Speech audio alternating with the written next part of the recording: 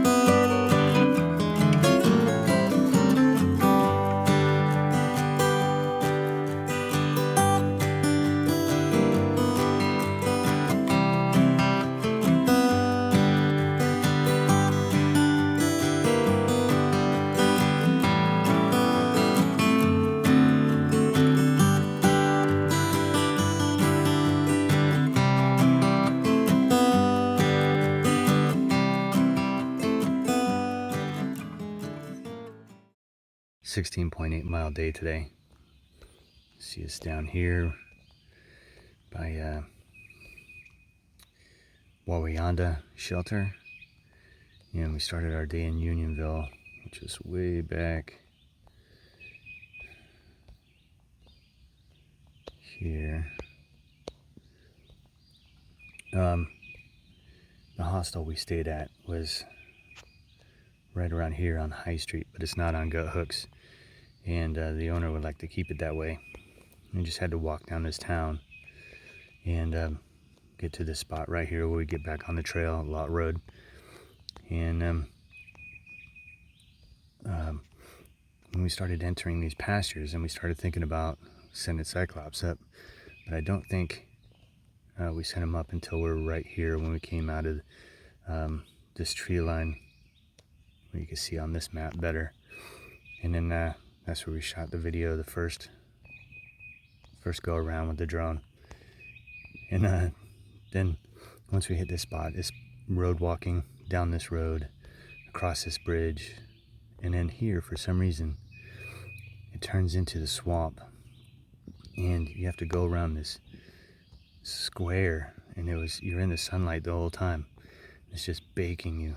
And then once you get out of that sun, then you have this big uphill up towards Pochuck Mountain Shelter, and it's pretty miserable. And then rocky outcrop, we sent up Cyclops again, and then we kept going and going, and at the Pochuck Boardwalk, that's kind of where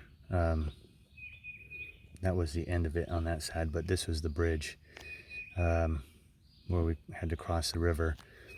And once we get to this point, like, there's an open stretch where you cross this field, and then there's this farm, and we went in there and we bought a tub of fresh strawberries, peaches, apples, and some Gatorade, and then fueled up for this part right here, which was Stairway to Heaven.